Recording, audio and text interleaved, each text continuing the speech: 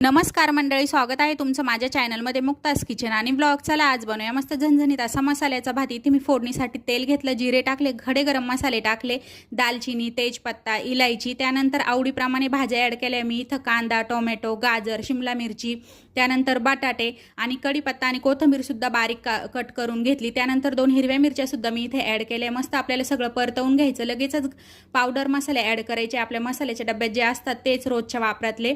हळद, लाल मिरची, कश्मीरी मिरची, धना पावडर, गरम मसाला. त्यानंतर सगळं आपल्याला परत 2-1 मिनिटं मिक्स करून घ्यायचे. चवीनुसार मीठसुद्धा टाकायचं आहे. मी हे तांदूळ अर्धा तास असे भिजवलेले. त्यानंतर तांदूळ ॲड करायचे. 2-5 मिनिटं ते सुद्धा परतवून घ्यायचे. नंतर पाणी ॲड करायचं. पाणी एवढं ॲड करायचं की तांदळाच्या वरती अर्धी गांडी एवढं पाणी राहील. मस्त कुकरला झाकण लावून 2 शिट्ट्या करून घ्यायच्या. वरून थोडंसं तूप टाकायचं आणि मस्त कुकर थंड झाल्यानंतर गरम गरम मसाले भाताची मज्जा घ्यायची. बघू शकते किती छान आणि टेस्टी दिसतोय. चला मग चॅनलला लाईक, शेअर, सबस्क्राईब करा.